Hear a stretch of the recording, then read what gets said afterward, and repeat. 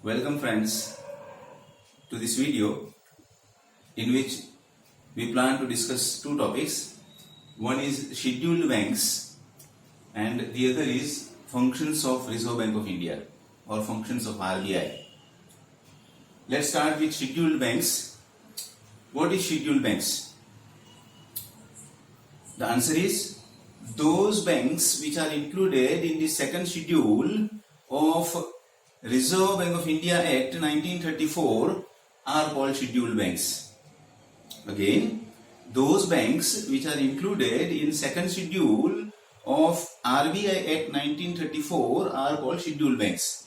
Reserve Bank of India include those banks in second schedule of RBI Act which fulfill the criteria, rules and regulations prescribed by RBI. Okay, and this scheduled banks means status of being a scheduled bank gives a credit and prestige to the bank concerned. Okay, so as far as scheduled banks are concerned, we can divide broadly into two categories or two groups. One is commercial scheduled banks and the other is cooperative scheduled banks.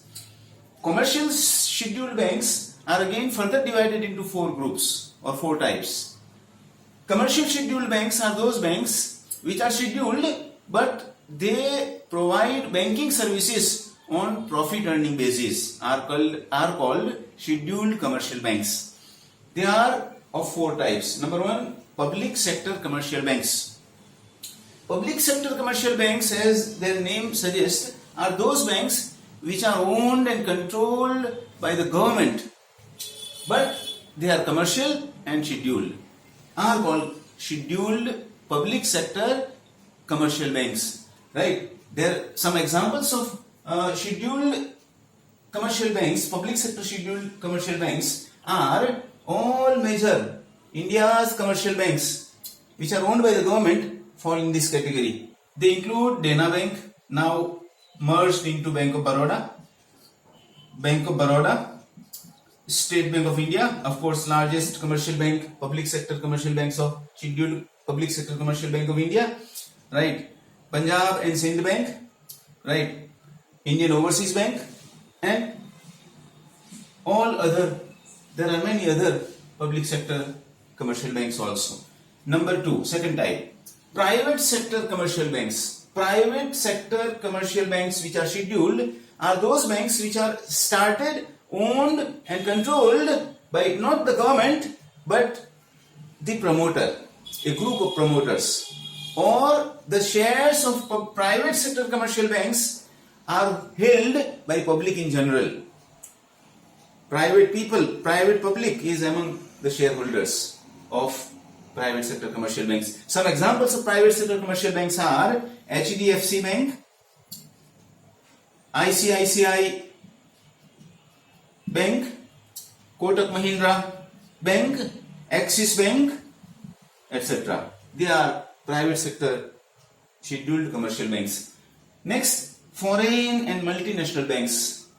Foreign and multinational banks are those banks whose origin belongs to foreign countries, but they come in India and do banking services or they provide banking services to Indian public on again commercial basis, profit making basis. Some examples of multinational or foreign commercial banks are HSBC, if you have heard the name of HSBC, a Hong Kong based commercial bank which is multinational, not belonging to India, but it is an example of multinational scheduled cooperative bank. Citibank of United States of America is another example of multinational or foreign commercial banks. Then next comes is regional rural banks. Regional rural banks are those banks which are basically owned by either state governments or central governments for providing banking services especially to rural areas, are called regional rural banks. Some examples of all states of India mostly have started regional rural banks. For example, Mizoram Regional Rural Bank, Manipur Regional Rural Bank, in Gujarat, Gujarat State Rural Bank, right? Some such, all India's states have also started such regional rural banks. They are also scheduled and they are also commercial. Okay, now comes last, cooperative banks.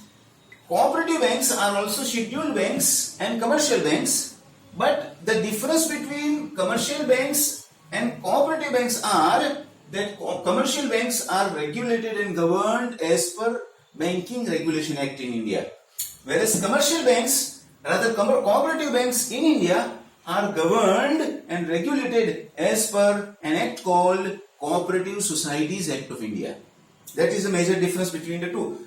All the rest points are same. They are also commercial, they are also scheduled, they provide also banking services, but they are governed and regulated as per Cooperative Societies Act of India. Now, last but the important point of this video, and that is functions of Reserve Bank of India. Now, as we all know, that Reserve Bank of India is the apex and supreme bank of India. The bank which is established to control and regulate banking activities in India is called Reserve Bank of India. That status is given to Reserve Bank of India in India. Every country has its apex bank, has its supreme bank. In India, it is Reserve Bank of India that plays that role. As far as Reserve Bank of India is concerned, it was established on 1st of April 1935. It was established during British rule. It was established on 1st of April 1935, but it was nationalized. It was taken over by the central government and made the apex bank, Supreme Bank of India, on 1/149, means after independence. 1st January 1949, it was nationalized and made the apex bank of the country. Now, its functions make its apex bank. Its tasks, responsibilities and activities assigned to Reserve Bank makes it Supreme Bank of India, Bank of Banks of India. Okay, its functions are divided broadly into two categories. Number one, A, monetary functions related to money and finance. B, non-monetary functions. Let's start with monetary functions. Monetary functions are again mainly of four or five types. Number one, to issue currency notes. In India, all paper currency notes which are in circulation except 1 rupee note and coins, metallic coins. 1 rupee note and metallic coins are issued by Finance Ministry, Government of India. All the rest currency notes, paper money in India are issued by Reserve Bank of India. It has exclusive authority and power. Nobody else can issue currency notes in India except RBI. Very important function, number one. Number two, banker to the government. RBI also perform the function of banker to the government. Banker to the government means RBI is assigned the responsibility to fulfill banking needs of the government of India. India की जो government of India है, उनकी जो banking needs है वो fulfil करने की responsibility भी आरबीआई को असाइन की गई है, वो भी उसका एक फंक्शन है. Now to act as a banker to the government means Reserve Bank of India collect all receipts on behalf of the government of India. It makes payment on behalf of the government of India, right? And it acts as a treasurer of the government of India, and it also represent India in International Monetary Fund, which is the international monetary body. Number 3, third function, bankers bank, यानी बैंकों की bank. Bankers bank means another important function of RBI is that when any scheduled bank, any commercial bank, any registered bank working in India comes into crisis, comes into emergency, that bank can go to Reserve Bank of India for any support, any help. If it gets support from RBI, it gets. If RBI rejects or doesn't give support, nobody else can give. Bankers bank, बैंकों की bank इसे कहते हैं. Number 4, credit control, very important function. All functions are important. Credit control means, as in previous video we saw, that credit creation is done by commercial banks in India. Credit creation means expansion of primary deposits, multiple expansion of primary deposits by commercial banks is called credit creation, created money. And we all know, in previous video I explained you that due to credit creation by commercial banks, money supply increases in the country, and if money supply increases beyond a limit, it has its negative implications. So RBI cannot allow unlimited arbitrary credit creation. It has to control and regulate credit creation by commercial bank, and RBI adopts various measures, policies, and takes decisions as and when it requires, as and when it feels appropriate to control the credit creation by commercial banks. And number 5, custodian of foreign exchange reserves. Foreign exchange means foreign currencies. Every country of the world has to have, for financial stability and soundness, has to have some foreign exchange reserves, foreign currency reserves, and that foreign currency reserves of the country are in the custody of Apex Bank of the country. In India, that status of Apex Bank or Supreme Bank goes to RBI, and so RBI keeps in its own custody the entire foreign exchange reserves of the country given. In India, foreign exchange reserves are in the custody of Reserve Bank of India. Okay, and it also takes all necessary steps to keep suitable volume, suitable quantity of foreign exchange reserves. If that goes down, RBI takes steps to do needful to keep certain minimum level of foreign exchange reserve. RBI does not let foreign exchange reserve go below a particular level. Okay, now non-monetary functions. Non-monetary functions, as it indicates, are those functions which are not directly related to money and finance but are also important functions. They are, number 1, regulatory and supervisory functions. RBI is given a very important function of regulating and controlling and supervising the entire banking system of the country. Right? And RBI is given full powers and authority as per law to control, regulate and supervise banking functions, banking activities in the entire nation. Number 2, promotional functions. Promotional functions means Reserve Bank of India is also assigned responsibility, and it also performs the function of ensuring that banking habits develop in the country among people.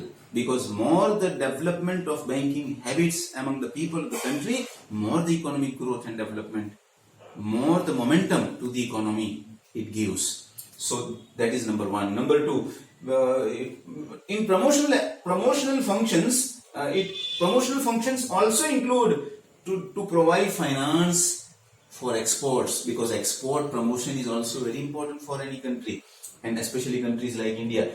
Agricultural promotion means RBI do needful. It ensures that agriculture sector, which is also very critical sector of the economy or countries like India, gets promotion, sufficient promotion, and gets sufficient finance. Cooperative sector, which serves the middle class and lower middle class of the society, to promote cooperative sector, RBI do needful. And to promote industrial sector of country, RBI. All these steps are included in promotional steps. And number 3 and last, financial inclusion and development. Financial inclusion and development means RBI has to ensure that banking's the last citizen, the most poor and downtrodden citizen of the country, banking services reaches to the last man of the country, to the most downtrodden and poor person of the country. And a poor person also is included. Lower middle class and poor class also is included in the banking network, banking services network. That ensuring is called financial inclusion. गरीब से गरीब इंसान भी banking services की network में include होना चाहिए. ये स्टेप में शामिल है. और ये भी बहुत इम्पोर्टेंट फंक्शन है रिजर्व बैंक ऑफ इंडिया का. तो here we are friends concluding the video. Surely you can give your feedback. Thank you and bye.